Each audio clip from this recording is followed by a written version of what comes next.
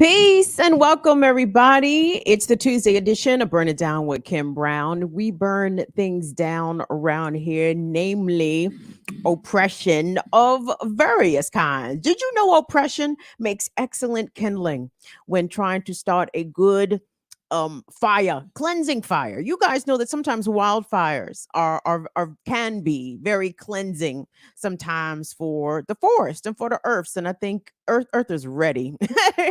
Earth is ready to be cleansed and scorched of all the many ills basically derived from capitalism and white supremacy and patriarchy. But we're gonna get to all that here in just a second. I'd like to welcome everybody to the program. Thank you guys so much.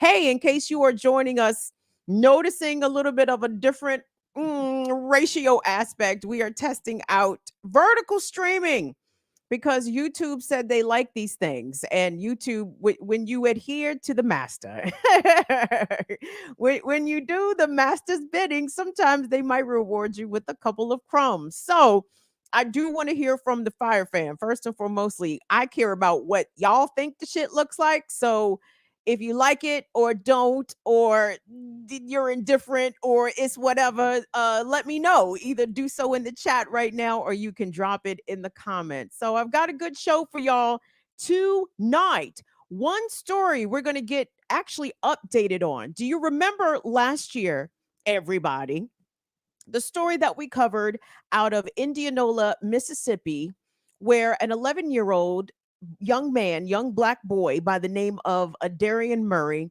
was shot in the chest by an Indianola police officer. Now, Darian fortunately survived this near fatal encounter with police. But why was the police shooting at Darian in the first place? Well, the 11-year-old had called the police asking for help because his mother was experiencing a domestic violence incident from her ex boyfriend.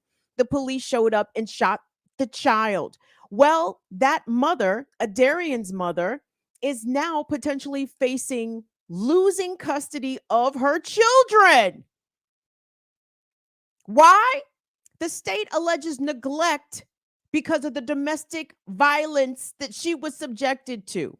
This is nothing but punitive action against this black mother because she has decided to take civil action against the state because one of their agents, one of their officers, shot her 11-year-old when he was simply calling for help to his home. We're going to get into that story in just a little bit. And then I have an update on a story coming out of Chicago. I'm sure a lot of you guys have, unfortunately, probably seen the body worn video depicting the Chicago police murder of 26-year-old Dexter Reed. Dexter Reed was murdered by Chicago police at the end of March. They shot at him 96 times. 96 times the police shot at him in 41 seconds. The body cam video was released, and I would like for us to get into some of the details around that. That's coming up here in just a bit. But hold on, let me get into the chat real quick and check in with my people. Dem, I appreciate y'all joining us. You guys, big up to the mods. What's up to Courtney and Latif? Chuck Diesel, if you're around, you can tap in too. Because here's a little kicker with this vertical live stream shit. The kicker with the vertical live stream shit is that YouTube is now sharing the stream with way more folks. So we could get some scrogglers in here. We might even get an errant clans person. we might even get an errant clans person or some wayward Kevin Samuels type who's not used to the tone and tenor of this very, very serious program that we deliver here over at Burn It Down with Kim Brown. So if my mods are present, I would implore you all to please be on your P's and Q's because I want this to be a good experience for all of the fire famers first and foremostly. So thank you guys so much. Hold on, let me get into this chat here. I hope this shit is streaming in the goddamn. Oh yeah, it is. That shit look crazy. I mean, it look all right. It's fine. It's fine. Me and Will, we still playing with it, but as long as y'all can still see me, then that's the important thing, and we will take that. So come on in here, friend or foe. Give the video a like, a thumbs up. We appreciate all of our friends coming to kick it with us. I see Damian Stoner Loner in here. I see Donnie, Afraid Not. What's up, lovely lady? Thank you so much for making some time to hang out on this good evening. My son is in here, Tyler. Listen, y'all, we're gonna figure out what's up, Warren Ara. We're gonna figure out how to add some wrenches around this joint. We need a couple more wrenches. We need some wrenching around this joint. So we gonna work on that.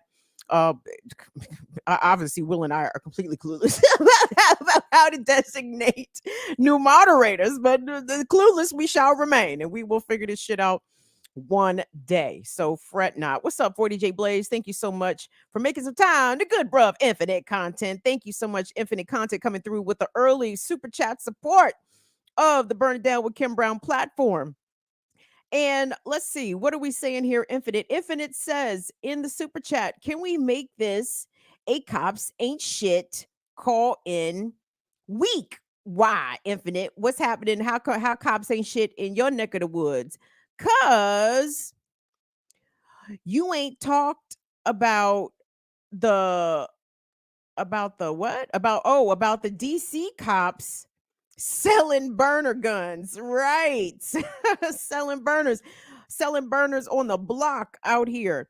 So hold on, let me tell you about that, Infinite Content. Thank you so much, Infinite. We appreciate you supporting as always. So I encourage y'all, if y'all missed it this morning, please go to Black Power Media and check out the Remix Morning Show. My brubs, the brubs was on there today. It was JB, Kamal, and the Ear Doctor, and I did see them cover that story. In case you guys aren't familiar, it's been alleged, or maybe it's been even proven, that DC police, here locally referred to as Metropolitan Police (MPD), has been selling guns, and apparently the guns sold by district cops was ending up at crime scenes at a record pace.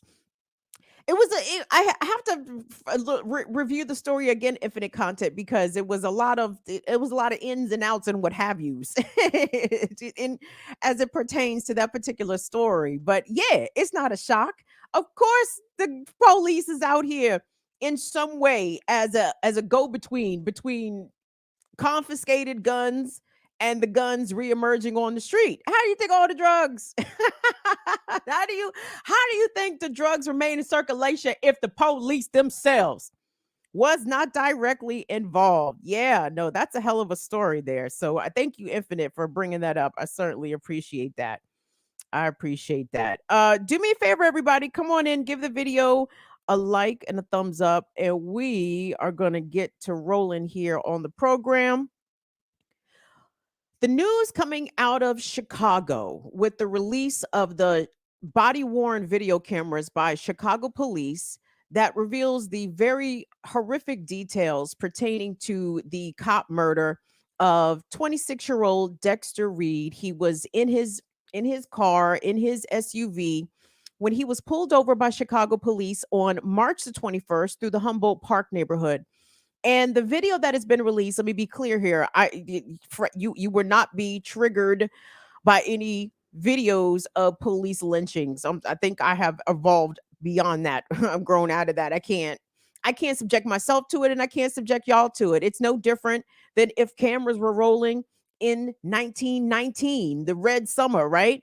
And if the cameras were rolling when black people were hanging from trees, like, did you want to see those clips pop up on your timeline? Absolutely not. So when police murder us, it definitely has the same lynching energy. So I choose not to show it, but I have seen it, and the video is being widely circulated. And let me tell you what it shows. So it shows Dexter Reed in the driver's seat, alone in his vehicle, when he is approached by 5 plainclothes officers discovered to be from Chicago Police's tactical unit in the area. And he's approached by these cops, and he has his window partially rolled down, but then he rolls his window up. And then all of a sudden, these cops get real aggressive and begin yelling at him, swearing at him. Roll down your fucking window. Roll down your fucking window. Open the door. Open the door. So this goes on for several seconds. And you see officers trying to yank at that door handle, trying to open the door.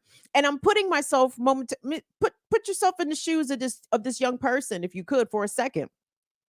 Number one, the police officers, it's 5 of them. And can I please ask, And I do have details about why he was stopped, or at least why the police say he was stopped, because the COPA, the Community Oversight for Police Accountability, the watchdog group over allegedly overseeing Chicago police, not only released the body cam video, but released the report. And in the report, it details, or it says that Chicago police pulled over Dexter Reed because they observed him not wearing his seatbelt, right? Why does it take 5 cops to effect a traffic stop for not wearing a seatbelt? 5 fucking cops. Why does it take 5 cops for one person not wearing their seatbelt? This is part of the cop playbook, the bullshit engagement of these traffic stops, these pretextual stops for non-moving violations. I suppose not wearing your seatbelt is but did he run a red light? Was he speeding? Did he blaze through a crosswalk? I'm sorry, it takes 5 cops to pull somebody over for not wearing a seatbelt. Okay, so there's that. So, and then in very short order on the body cam video, allegedly one cop hollers out because what all the reports say so far is that Dexter Reed allegedly shot through the glass of his vehicle that had all the windows rolled up and hit an officer in the forearm who had been moments earlier yanking at the passenger side door handle. And they allege that Dexter shot this cop in the arm. There's that. We're going to come back to that. So after this officer falls back in pain, injured, the rest of the cops open fire. And they fire 96 bullets into Dexter's vehicle in 41 seconds. At some point, Dexter actually gets out of the vehicle completely unarmed. And after he stumbles towards the back of the car, he is shot 3 more times. After he's down, after it is obvious that he is fatally injured and no weapons are in his hand once he exits the vehicle and walks towards the back of it. And after he falls, he's shot 3 additional times. Chicago Police Department, everybody. So the COPA, the Community Oversight for Police Accountability, had a press conference today. Dexter's family also spoke. Cook County State's Attorney Kim Foxx was there. Chicago Mayor Brandon Johnson also there. But I have a lot of questions, everybody. Hold on, let me get to the article.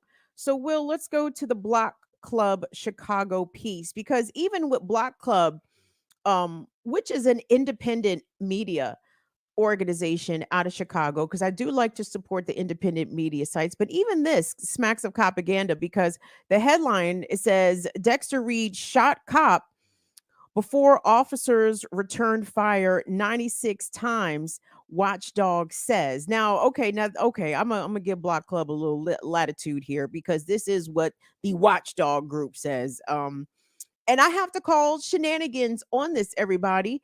I'm not 100% sure nor certain that Dexter Reed fired his weapon. So to be clear, the police did say they did find a gun on the seat. I'm not certain if it was the driver's seat or the passenger seat of the vehicle. And they said they found an empty magazine. Again, those things do not necessarily denote to me that this man fired his weapon. And I'm going to tell you why. Because this young man at 26, living in Chicago, absolutely knows that an encounter with the cops can immediately turn into a fatal one. So I am dubious that Dexter Reed would have fired any shots at all, let alone the first shot. Okay? I'm very dubious about that. And some would push back, well, Kim, how did the one officer get shot in the arm? Baby, I don't fucking know. But here's what I do know. I know that the cops lie all the time. They lie all the time. Let's stick in Chicago if we could for a second. 10 years ago, almost coming up to the month, teenager Laquan McDonald shot 16 times by Chicago police Jason Van Dyke. They allege that the Laquan McDonald was lunging at cops with a knife up until the body cam come out.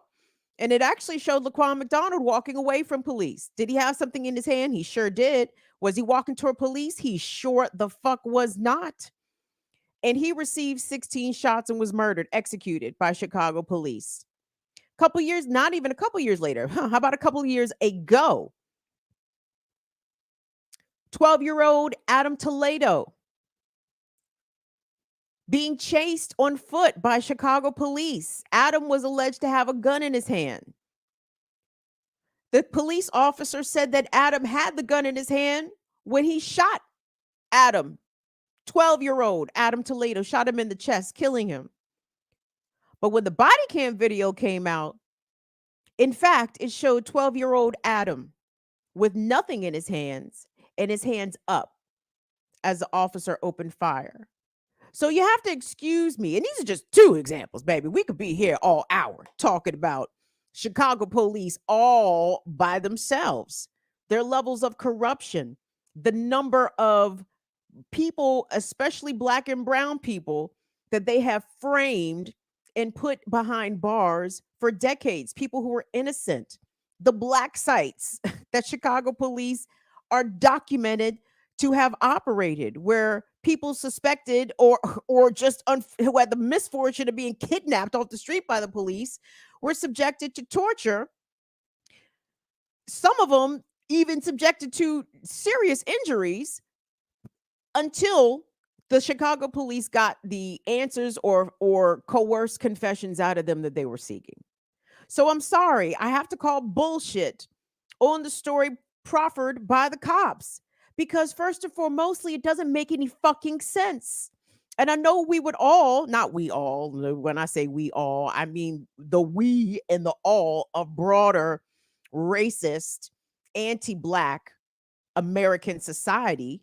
The broader swath of American society would love to find it easy to believe that this young Black man, so full of rage, and he's armed, of course, why would he not open fire on cops? No, I don't buy it. So let's actually pick up the story. Let's pick it up from when it was first reported versus to what we know now. So we're going to go to the ABC affiliate in Chicago who reported this when it happened back in late March. And we're also going to hear a bit in this clip from some of Dexter Reed's family members. And let me give the trigger warning and the content warning for that, because the pain that we continuously see played out coming from all too often Black families when it comes to being on the receiving end of police brutality and police violence, and the smearing of the murder victim that is part and parcel for how police end up trying to change the narrative to adjust the presented set of facts to defend their bullshit, right? So let me give the content warning for grief and sadness expressed by the family of Dexter Reed. Let's take a look at the package. Video shared on the Citizen app captured the barrage of gunfire, sounds of more than 24 gunshots, all from a Thursday night shootout involving police. And I don't know why this happened to my brother, because he was such a beautiful person. Portia Banks' brother, 26-year-old Dexter Reed, was killed in the shootout. Chicago police say officers pulled the car over just after 6 p.m. in the 3800 block of West Ferdinand. While officers were by the car, there was an exchange of gunfire. Aerials of the scene from Chopper 7 show a white SUV riddled with bullet holes. Police say an officer was shot in the wrist, while Reed was rushed to Mount Sinai Hospital, where he later died. And I hate that my family had to go through this, because we already go through enough. And I hate this for my mom, because I don't know if she could be able to take this pain on her heart. Banks spoke with her brother just minutes before the shooting. She says he played basketball at Morton College in Cicero, describing him as a smart, outspoken young man. She and their family now searching for answers. I just want some answers. I just want some answers as to why was he stopped? What was the purpose of him being stopped? Because obviously if he was stopped, what did it lead to him be losing his life when he was just on his way to try and get some brakes for his car? And now the Civilian Office of Police Accountability is handling the investigation from here, while the officers involved have been placed on administrative leave. My apologies if I was misnaming COPA, the Civilian Office for Police Accountability. I think I called it Community Oversight for Police Accountability. So my apologies for that mistake. But yeah, it's devastating, you guys. And I hope we don't have no, well, why didn't he comply? Ass faces in the fucking chat, because let me explain. let me tell you what's up here, baby. This only happens to Black people and people of color in America, okay? There are millions, and that might be hyperbole, but there are many dozens, if not hundreds or thousands, of videos from this country where white folks, belligerent, non compliant, aggressive, attacking, shooting at, all of the shit that Black people get murdered for, white folks are allowed to do these things to police and have every expectation of being taken alive. You don't believe me? Go look at one of my recent videos about Larry Acree out of Independence, Missouri, who was able to kill two people, one of them being a cop. He shot two other cops and was taken alive. Dexter Reed didn't roll down his window fast enough. And I'm sorry, hold on. So in this piece, in the Block Club Chicago piece, the COPA, the civilian oversight, the whatever for police accountability, they admit in the report that it is not clear how many shots, if any, that Dexter Reed is alleged to have shot at the police. Well, we only have the police version of events. We have to call bullshit and be extremely skeptical of the set of facts that police offer up first. Because as we have proven on this show time and time again, the first retelling of the story coming from the cops, the first official narrative, statement, order of events that the police say happen, it's always fucking bullshit because they lie. They lie.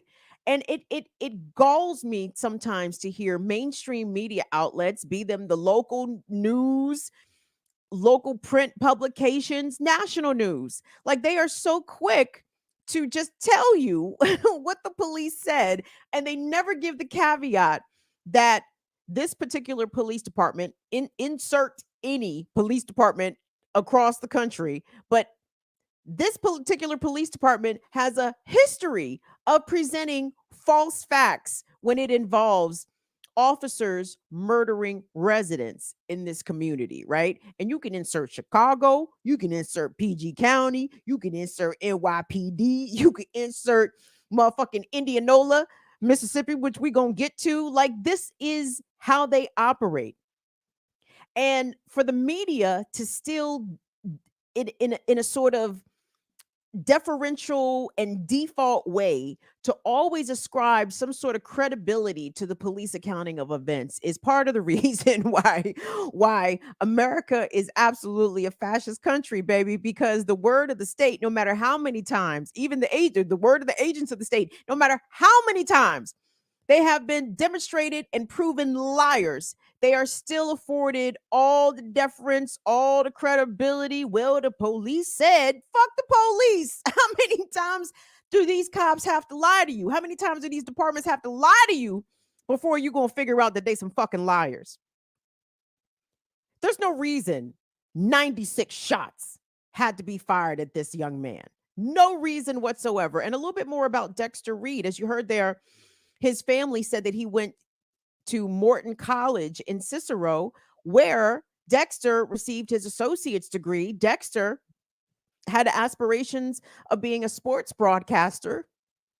Dexter had only recently purchased that SUV days prior. He told his mama he was going out for a ride, and they killed him. It's his mother's direct quote.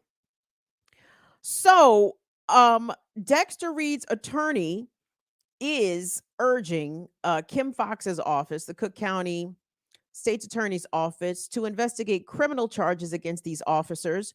4 of the officers have been placed on paid administrative leave for at least a 30-day period, which, I mean, whoo, let's not put these proven wannabe murderous cops back on the street, because God knows, we know the issue in Chicago is motherfuckers not wearing a goddamn seatbelt. Am I right or am I wrong, everybody?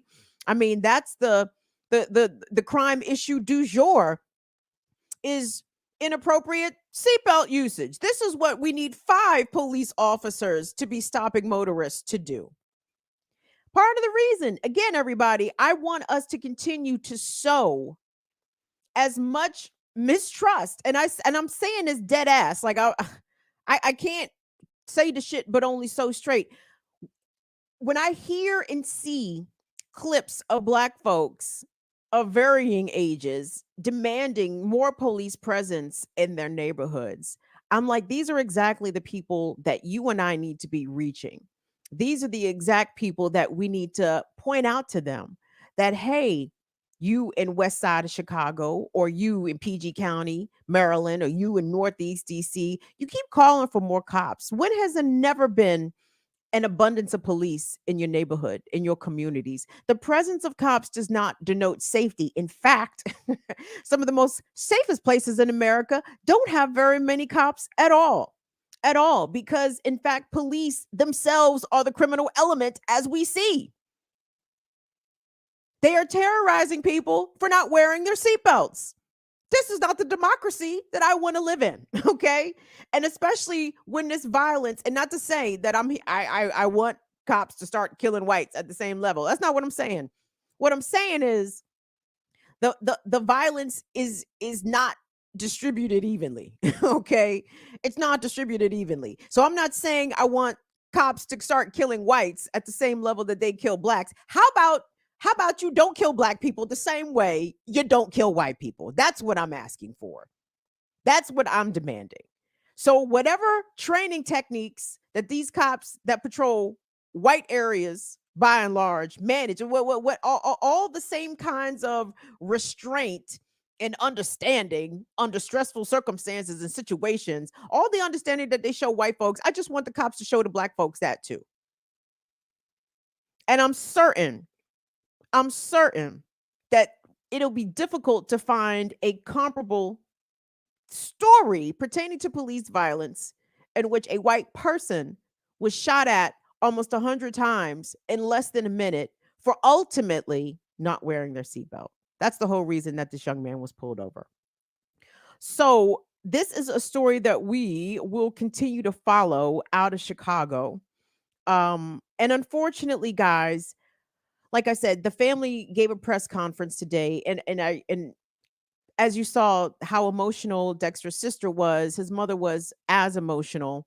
And I didn't want to subject you all to that, because even still, as you know, we cover these stories somewhat often because they come up often, right? And I hate the fact that Black families have to perform all of this grief, all of this trauma in front of rolling cameras, in front of reporters shouting questions, in order for something to happen. Because when the families of police brutality victims stay quiet, nothing happens on their case, right? Unless the case is taken up by local activists or community groups that will also join in the chorus calling or demanding for justice. But if the circumstances are murky, i.e., the person murdered has a gun in their possession, because we know somehow Black folks, particularly Black men in America, are like the demographic that police seem to fear for their lives just knowing a Black man has a gun at the reach. You know what I'm saying? They don't get bothered when Cody it got the pickup loaded with all of his hunting shit, right? Cody be like, yeah, I got the Ruger, I got the motherfucking shotgun, I got the pistol, I got the rifle, got all that shit. And they be like, oh, okay, cool, man. You get anything? Right. It's all casual conversation. But let a Black person pop up also armed it's immediate fear for their life. The same thing that happened with that young man whose story we recently covered out of DC, who was murdered a couple of years ago, and the cop just pled guilty to involuntary manslaughter for shooting him 10 times. So, and he didn't point a gun. He just had one in his waistband and they saw it, and that was enough for cops to open fire. So, guys, Dexter Reed Jr., and let me say this again. I want people to be very selective and intentional and conscious about how and where and when, if ever, you decide to show videos of police murders, particularly on the timeline, right? Particularly whatever socials you prefer.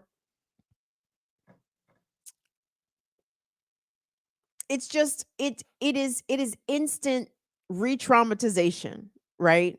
It's instant, because even though these are new victims, these are new names, these are folks that now have the unfortunate notoriety of being a hashtag of police violence. Please understand that you are impacted by looking at that trauma, and others are impacted by looking at that trauma, whether or not they want to see it or chose to see it or not. I did click on the video because I was trying to decide, was there any parts of the video that I was comfortable with sharing? And ultimately, the decision came back to no. Even the portion of the video where the cops are screaming at him, it was threatening. It was terrifying. Maybe it terrified me because I knew what was coming next, or it was terrifying just putting myself in Dexter's shoes, where you have these armed fucking pigs surrounding his car, demanding that he get out the car. And there's no question that Dexter was correct to, number one, be afraid, to have a sense of fight or flight. If he did reach for his pistol, I'm sure it was instinctual. He knew that he was being surrounded by a group of willing and trained would-be murderers. So what's he supposed to do? Let them brutalize him? Let them attack him? Let them murder him? Unfortunately, that's what ultimately happened. But put yourself in it. Like, what are his options? Well, why didn't he just comply? Well, them cops was going to fuck him up as soon as he stepped foot out of that truck. And their posture and commands were making that very, very clear. So I want to know why, not only in the city of Chicago, but yes, including the city of Chicago, why does it sometimes or oftentimes take 2 and 3 and 4 and 5 and 6 police to effect traffic stops? This does not keep the community safe. Statistics bear that out. When police do these pretextual traffic stops, they're looking for contraband, they're looking for guns, they're looking for drugs. Not all the time do they find these things, but the opportunity is always there for the shit to go left, as it did in this circumstance. But it only seems to go left when the race and gender are that of Black and male, usually. So hold on. Let me take a break here, y'all. Let me take a quick break. Thank you all so much for joining us and watching us. It's Burn It Down with Kim Brown. Welcome to this version of the stream of the broadcast. Whatever this is, you got, hold on. Let me go in the chat real quick and you guys tell me what this shit is looking like. Is shit looking all right? Shit looking all right? Y'all in the chat? Am I missing everybody? Do me a favor, if you have not already, please engage with the content, like, share, subscribe. Hit me with the algorithmic Yahooeries. I certainly appreciate it. Don't ask me what Yahooery is. I just made it up because I be creative. I'm thinking and shit. Appreciate you guys making some time. Come on in here, Teresa. Thank you so much, Teresa. I heard you made a super chat support today on the Remix Morning Show. We appreciate that so much. Shout out to Fomenting Dissent, who ran this platform a super thanks. I so appreciate that big time. What's up, Jasmine? Thank you so much for coming through. What's up, Never in Love? Thank you so much for just joining. I appreciate that. Yipper99. Who wants to be on the welcoming committee? Who wants to welcome the new folks who are discovering us for the first time via these vertical streams? Welcome the folks, y'all. This is Burn It Down with Kim Brown. My name is Kim Brown. I'm 45 years old, fine as a motherfucker. Still stunting on these hoes. I'm a longtime broadcaster. That is exactly how I view myself. I am a broadcaster. I am not an activist. I am not an organizer. But I am good on this microphone. You hear me? You know what I'm saying? And this is what I do. I talk about things that are important to I try to center Black women in my content, certainly try to center Black people in my content. Some of the things I talk about obviously involve police brutality, police violence. I do talk about domestic violence, though I have dialed that back a little bit because my folks have told me they've been traumatized by some of my content. And that's not my intention, never to traumatize you, but to always try to not only just broaden awareness, but what I am trying to do here is be a propaganda arm for our people. Okay. We have to really deprogram our folks out of misogynoir. We have to teach our folks to stop hating women and especially stop hating Black people. We have to deprogram our folks out of anti-LGBTQ perspectives. We have to deprogram our folks out of begging for fucking police in their goddamn communities. Like niggas, like it's motherfucking 2024. We got to start looking up, okay? Like we need to want better for ourselves and most importantly for the youngins. So this is the kind of things that I talk about here on my program. So if this is the shit, if that's your kind of jam, then you could be in the right place. And by the way, all of our viewers and supporters here are called the Fire Fam, and these motherfuckers rock out with the cock out. Okay, so if the Fire Fam, for the new people, if you come in here and the Fire Fam says you're cool, oh y'all good, because this is how we roll. You know what I'm saying? Like honestly, this is a community of very very dope people. I am a disabled Black woman, by the way. And just a reminder, what's today? Fucking Tuesday. Okay, yeah. Saturday, we're doing our Around the Fire Disability Support Chat. Shout out to Anna. Shout out to Learn Life Abby. Shout out to Mama Lorraine. And if you're disabled, this is a space for you as well. Or even if you are disabled adjacent or even non-disabled, you want to find out what the cripples is talking about. Come on over to Death Row. I mean, not Death Row, but you understand. Come on over to the Around the Fire Disability Support Chat. We will always make some space for you. Shout out to Latif. Thank you so much for your super chat. You look what? You look tall. You look tall, screen. Screen marvelous, Kim. I look tall, screen marvelous. Thank you. Thank you so much, Latif. You know, I was concerned. I'm like, oh, fuck. This vertical stream of shit is going to redo the ratios and shit. What's that shit going to look like? Who knows? Who knows? Teresa, thank you so much for your super chat support, Teresa. You said, how is your fur baby, Kim? Thank you so much, Teresa. Bagheera, you guys, I have a 15-year-old pit bull. She's actually 15 years and she'll be 15 years and 5 months on April 15th. And you guys, y'all not going to believe this. Bagheera's doing better. Now, I know y'all were like, was she doing bad? Not, she wasn't doing, let me rephrase. So she had a little incontinence issue. I'm gonna get on and off the geriatric dog incontinence in 60 to 120 seconds. Give me 2 minutes. So my dog was having a little bit of issue peeing and pooping in the house. This is new, right? In all of her 15 years, I've had her 13 of those 15, well, 12 of those 15. Never known this dog to poop and pee in the house, not ever. So she's old, right? She's 15, like. In dog years, I'm guessing maybe she's around 110, right?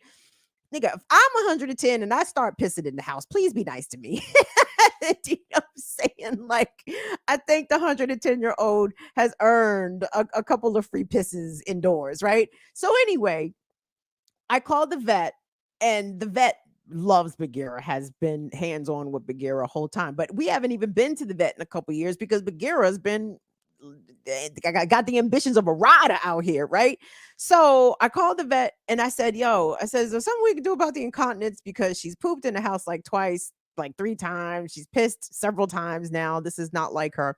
And the vet said, there is something we can do about it. She said, there's a medication that's actually a chewable that since I've been giving this to her over the past couple of weeks has been working very well. So thank you, Teresa, for asking the long-winded way. So Bagheera's doing better. And it turns out that she actually had a low-grade urinary tract infection. And the doctor put her on a short course of antibiotics. And this motherfucker is hopping on and off the couch with ease. She is up and down the steps with way more ease than she was even just a few months ago. So amazingly, as the dog has gotten older, she's actually doing better. It's wild. It's wild. This dog is almost 15 and a half. I have never had a dog this old. And so when Bagheera has had little accidents in the house, I remind myself, not only have I never had a dog this old, but Bagheera's never been this old herself. So it's new. Excuse me, y'all. It's brand new territory for everybody. My apologies for continuing to burp in y'all's ear. So it's brand new territory for everybody. So if you guys, maybe I should do a video about having a geriatric dog, taking care of a geriatric dog. How did I get this dog to 15?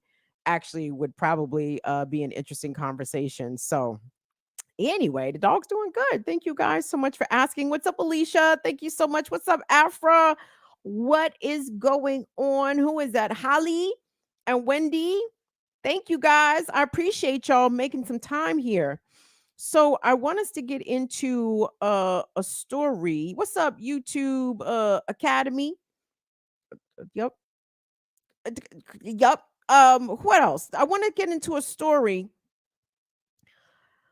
that pretends to a story that we had covered here last year, guys. I'm very disappointed that this particular story has taken this particular turn, but c'est la vie. Do me a favor, everybody. Hit like on the video, subscribe to the channel, follow us places around the internet at BIDWKB. So if you guys recall, last year, 2023, we covered a story here on Burn It Down with Kim Brown, a story out of Indianola, Mississippi, where a young mother asked her 11-year-old son to call the police because her ex-boyfriend had showed up to the house and became rowdy.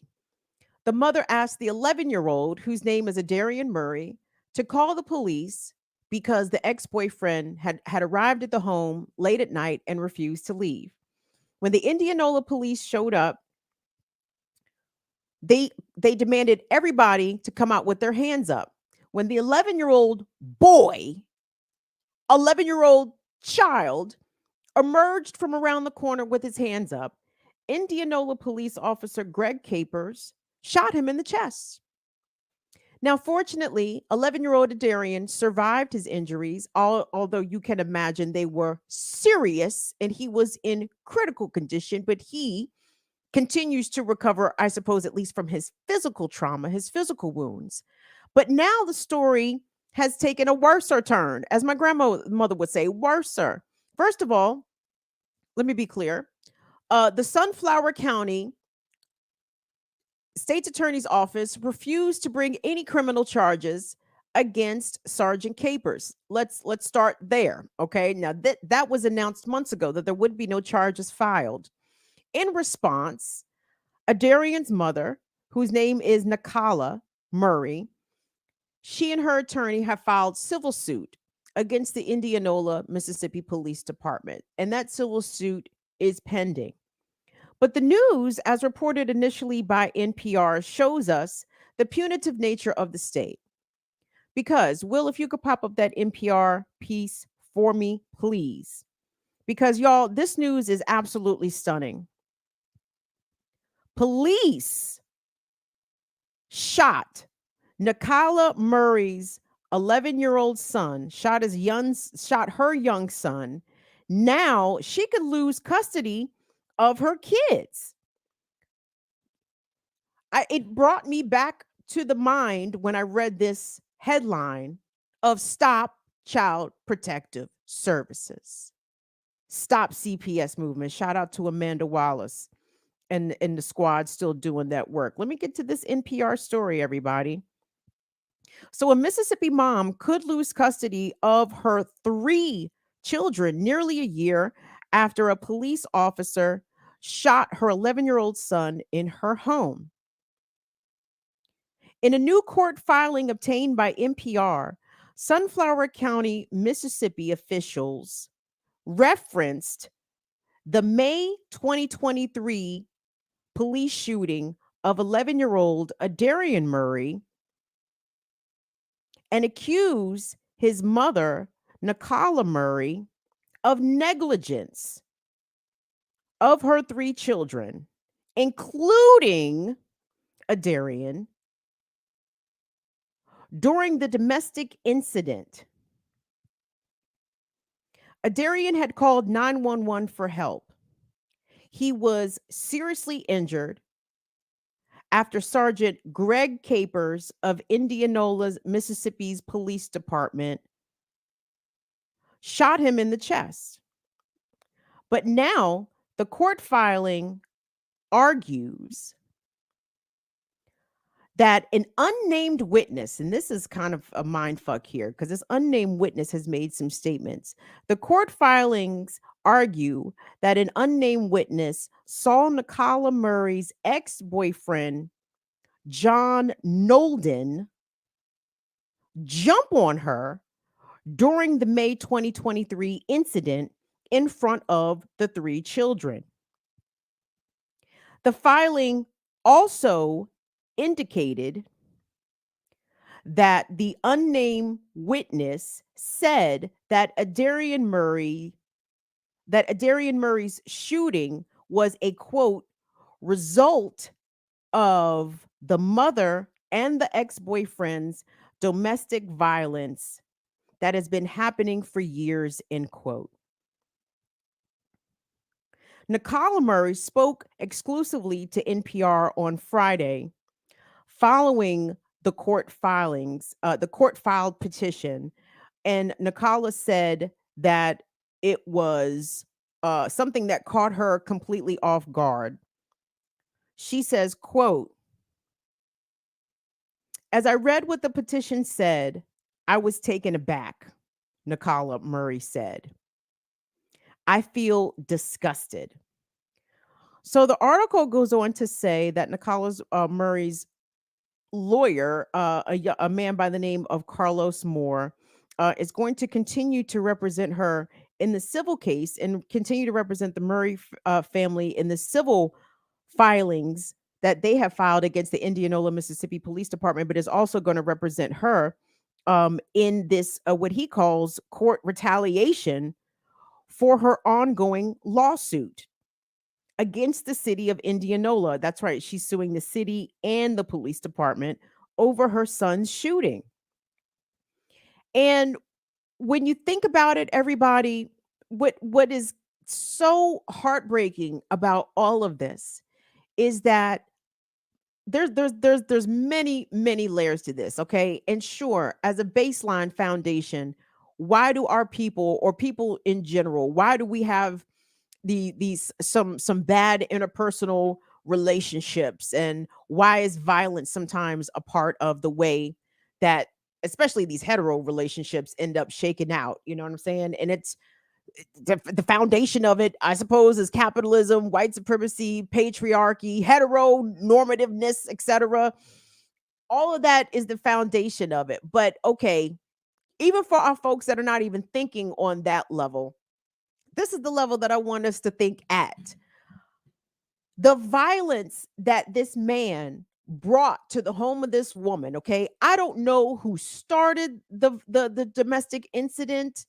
All I know is that he was at her house and she called, pardon me, she told the 11-year-old, because we covered this at the time.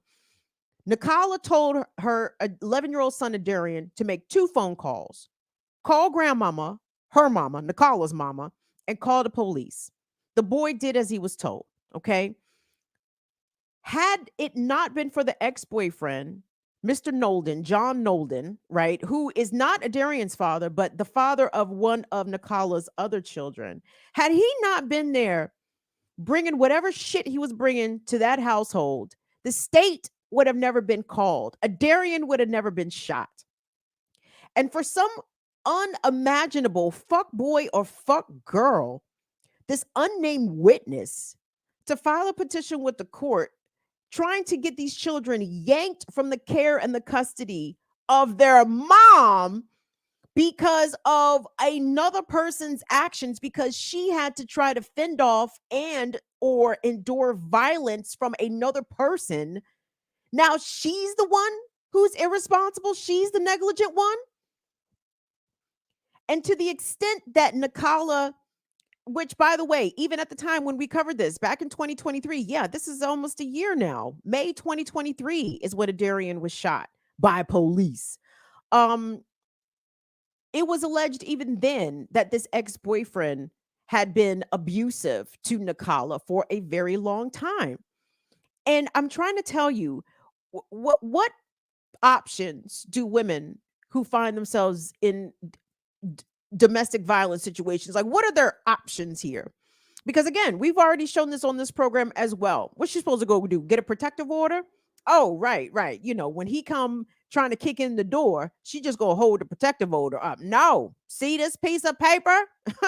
See this? It's a farce. There was a recent story here that, again, some of these stories that happen, guys, I see them and I want to talk about them, but they break my fucking heart, right? This woman, black woman, Northern Virginia, I don't know if she was at the doctor's office or she worked at like a medical office. She was in her vehicle. Her ex, who she has a protective order against, she saw him stalking her in the parking lot. She calls police, tells him she has a protective order, but in the interim, he walks right up to her car, shoots her through her windshield, and she died. And she had a protective order. I tell you, you guys know this. I know it in the span of 12 months. I personally knew two men who murdered their partners. One of them had a protective order in place, and he allegedly shot her in the driveway. Like, I don't know what Nikala Murray was supposed to do to keep this allegedly abusive man off of her and away from her children. But the state seems to think that she should have been more on top of the situation. The state seems to think that somehow she was supposed to prevent this man from jumping on her. How was she supposed to do that exactly? Because we know she certainly could not have used force, even in a gun-friendly red state like Mississippi. Well, why couldn't she use force, Kim? Because Black women are not entitled to self-defense. We are not allowed to use deadly force in defense of our lives. We will be charged with crimes. Okay? Don't believe me. Go look. Go look. By and large. So it is outright disgusting. It is disgusting for Sunflower County. Hold on. I think it was maybe some Black people involved here. Wait a minute, because I saw some names and I said, that sounds like Black folks. Gwendolyn Jimison. Jimison. I've never seen Jimison spelled that way.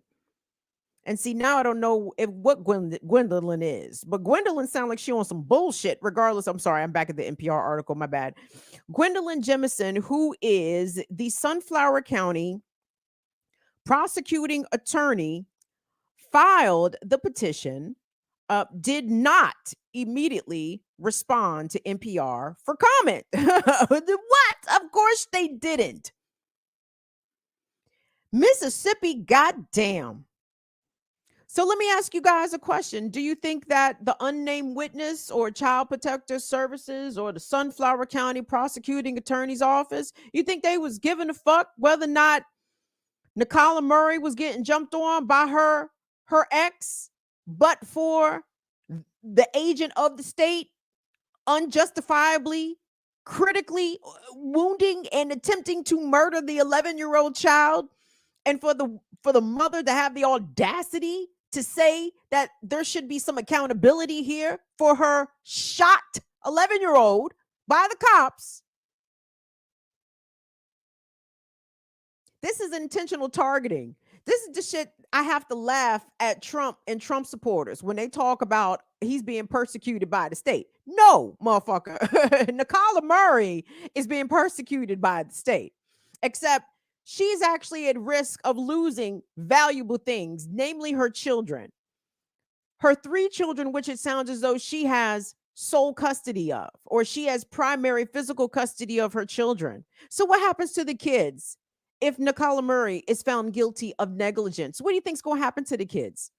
You think they're going to let her keep her children? No. The whole point here is to punish her, is to put her in her place, is to remind her order in the social hierarchy. She has no right nor standing in this society, according to the society, to be trying to hold cops accountable, to be trying to hold the city accountable, to be trying to hold the system accountable. She lacks the standing. So the state, viewing her, knowing that she's a vulnerable person, she's a single Black woman out here raising 3 kids by herself. So now, as soon as they decide to focus the power and the ability to harm of the state, to harm her as an individual, they have decided to do that. And they could give no fucks about the permanent injuries sustained to Adarian, the 11-year-old who was shot in the chest by the cop who showed up to the house allegedly to help the family after the ex-boyfriend showed up to inflict harm upon the mother. All I see is a Black woman at the bottom of this whole fucked up foundation, right? And it's not her fault. Black women are disempowered by society with intention, right? Black people, no doubt. I don't negate all of the challenges and all the crazy shit that Black men endure. But this is a Black woman-centered channel.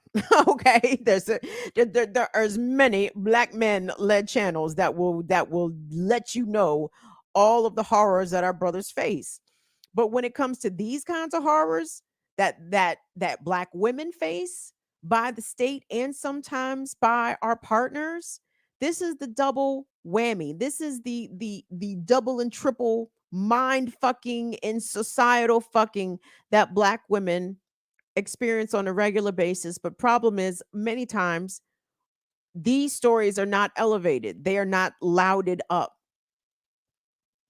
I'm not certain in the ways in which we can support Nicola, because I mean, what do you do? Like, you can't even, like, can you go fund me support somebody who is being persecuted by the state? I'm not sure what kind of support she's asking for or whether she's asked for any.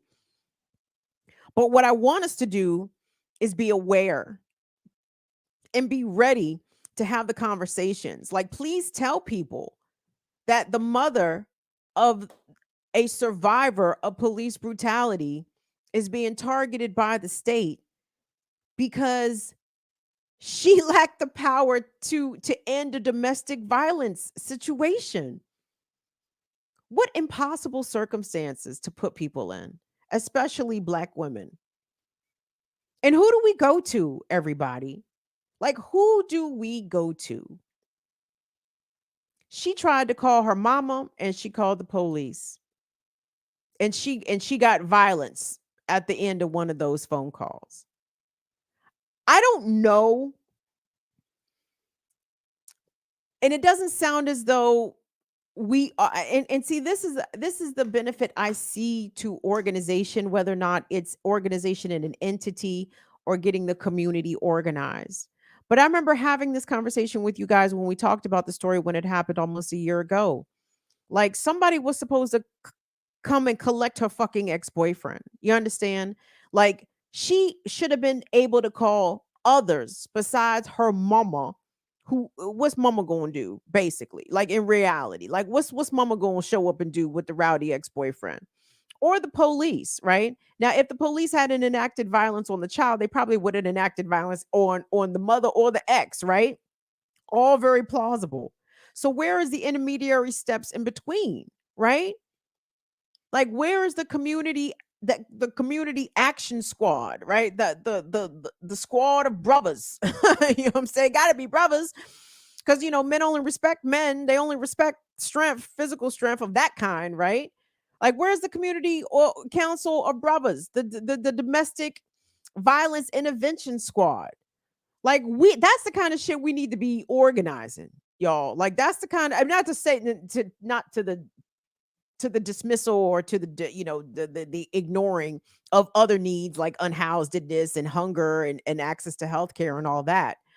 But in the cascading ways in which domestic violence usually or can sometimes end up in state sanctioned murder of our folks is something that needs to be addressed.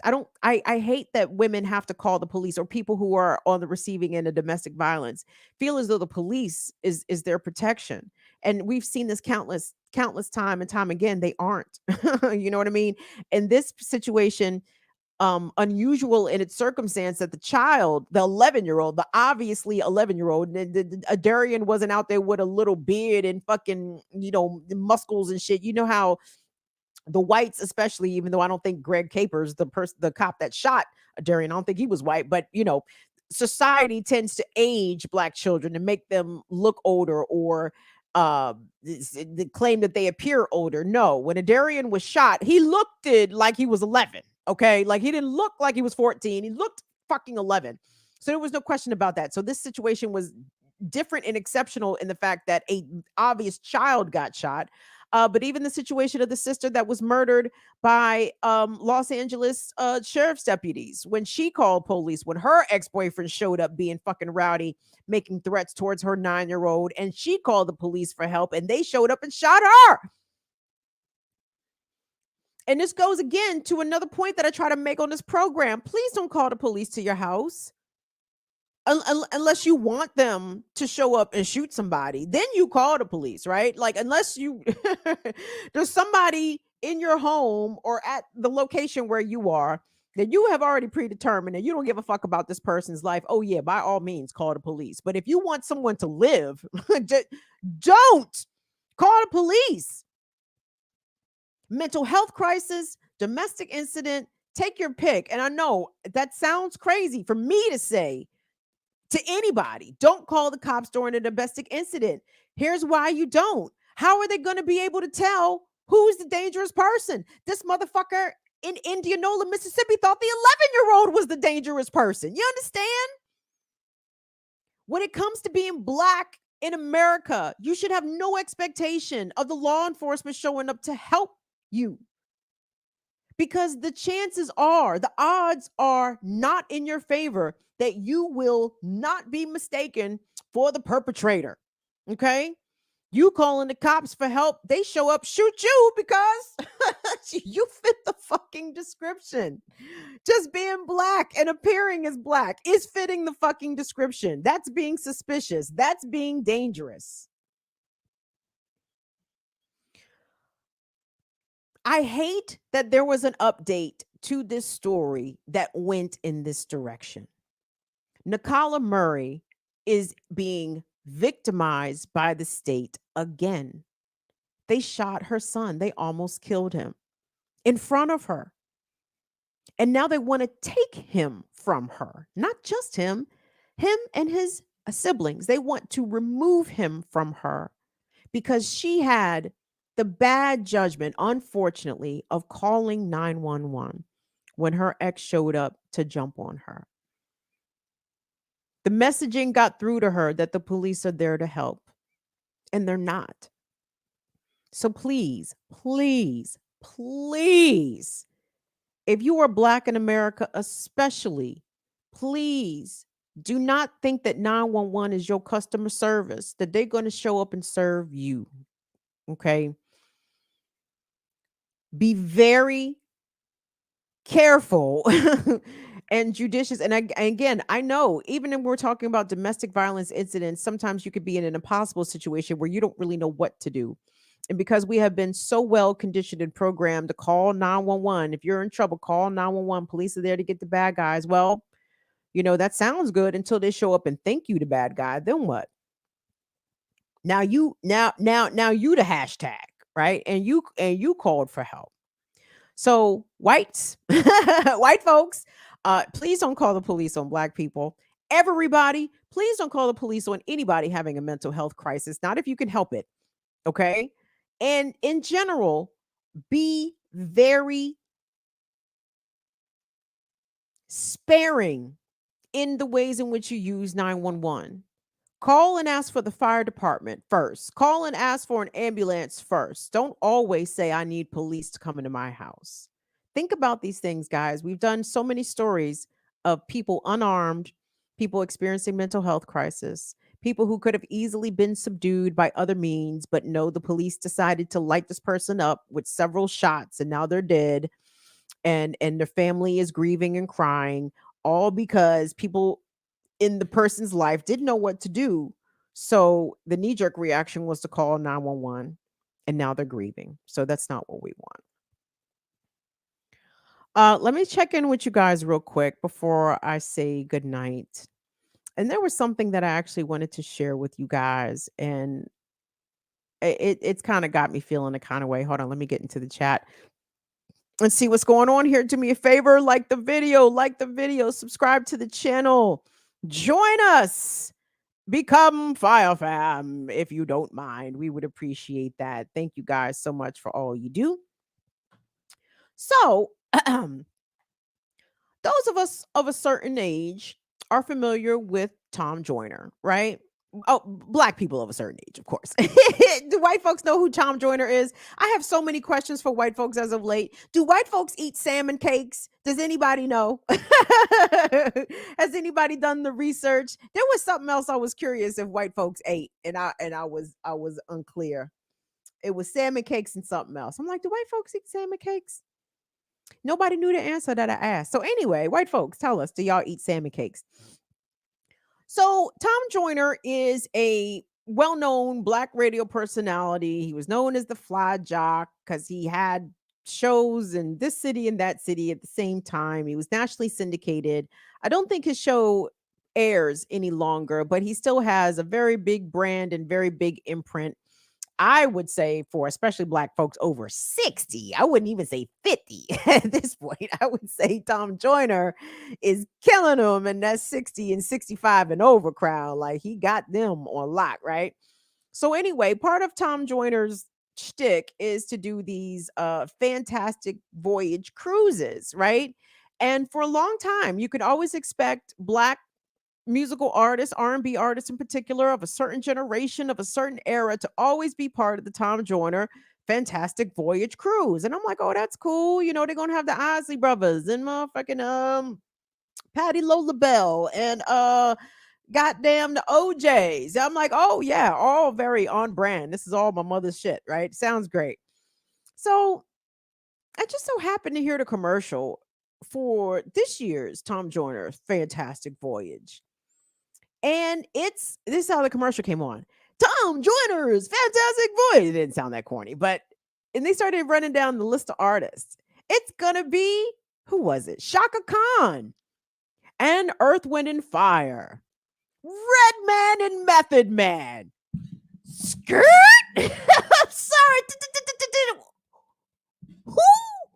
Who's going to be on the Tom Joyner Fantastic Voyage? Did you say Redman and Method Man? My niggas is on the Tom Joyner Fantastic Voyage. Yo, I was stunned into silence and my feelings was a little hurt. Kim, why was your feelings hurt? My feelings was hurt. It's because the Tom Joyner Fantastic Voyage is for old niggas. Okay? Period. That's it. Always has been for old niggas. 25 years ago, the shit was for old niggas. Okay? Redman and Method Man do not qualify as old niggas, because if Redman and Method Man qualify as old niggas, that means I qualify as old niggas. And guess what? I am not Tom Joyner Fantastic Voyage fucking years old. Okay? I ain't.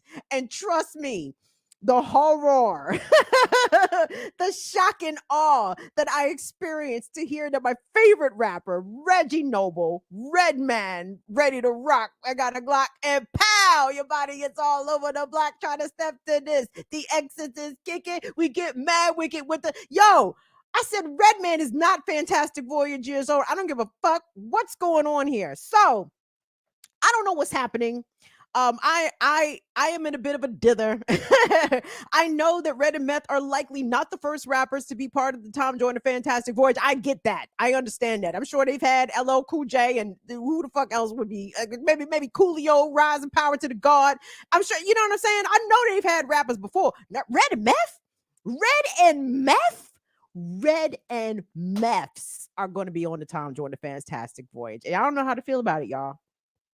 I don't know how to feel about it. Now, you know what else is going to be on that Tom Joyner Fantastic Voyage? Probably a lot of chlamydia. You know why? Because these old folks. Apparently, the studies indicate that the old folks, the elders, is out here whoring at unbelievable levels. And because they grew up in an era or was, frisky in an era of unprotected sex, they are still going in that direction. I said that to say that's all. Always been my impression of the Tom Joyner Fantastic Voyage Cruise is that it is an elder freak off fest. The elders. And the elders is going there to freak off. And you know what? I ain't mad. You know what I'm saying? But I just never thought that there would be an act on the Tom Joyner Fantastic Voyage that I that I closely identified with, who was part of the soundtrack of my foundational years as a children and baby out here, right? Like this is the shit I just am just trying to come to grips with my station in life as a middle-aged person. and I know Red and Meth is right there, right at 50, right around 50, maybe 52 at the oldest. Gentlemen, y'all too young. Y'all too young. Red, you can still stage dive out here, baby. Don't stage dive on them elders. Just you're gonna hurt them. Reggie, you still fresh and funky out here, baby. What's going on? Tom Joyner must have threw y'all a ton of money. Or they must have promised y'all that nobody's gonna fuck with y'all as y'all blow y'all weed on this goddamn Tom Joyner Fantastic Voyage. I just had to share that with y'all. I'm still feeling a kind of way. Though I will admit, if the Wu-Tang does a cruise, and I don't even like cruises. Well, let me say I don't like it. I ain't never been on no cruise. I don't want to be on no boat with a whole bunch of other motherfuckers. I can't get off the fucking boat. No, I don't. I don't like that idea. And the neurovirus be stalking them Jones. No, I ain't with that shit. I ain't with no cruise. But if the Wu-Tang and Redman and Outkast, get me a cabin. I'm gonna be right there. Old as shit. So Anyway, guys, let that be the program for the evening. I want to thank everybody for stopping by. Thanks for stopping by. Because I am Veronica Corningstone, aka what? Tits McGee. You got me, baby. Thank you guys so much for hanging out. Anybody that was new that happened to fall through the broadcast, we appreciate y'all making the time. Come back and join us. You can catch the Burn It Down with Kim Brown program Tuesday and Fridays, 7 p.m. Eastern. We are usually on time, but you can also catch me on Black Power Media. Please go subscribe to our homies over there as well. I am one of the hosts, the many hosts of the Remix Morning Show, which airs 8 a.m. to 10 a.m. Eastern, Tuesday, Wednesday, Thursday mornings on Black Power Media. So go over there and subscribe and set your notifications as well. I might hit y'all up for money on Friday. It is Tuesday, and I know y'all don't get paid to Friday. You know how I know? Because y'all working folks out here, just like I was working folks. M's working folks. So I understand, and I'm very sensitive, but at the same time, we do need support. so I'm gonna hit y'all up on Friday. Okay, we good? Y'all got me on Friday, maybe like 5-10, something like that. Get me on Friday. I certainly appreciate it. I want to thank Will and Molly. Thank you guys so much for all that you do. Appreciate everyone that is watching the program per usual. Follow us places around the internet at BIDWKB, Instagram, Facebook, at Burn It Down KB on Twitter, even though I hate all of those places. But you can follow us places around the internet. And I appreciate it, guys. We'll see y'all back here on Friday. Thanks again to Will and Molly. See y'all later. Bye-bye. Deuces, kids. Whoop. Vertical bitches. Whoop.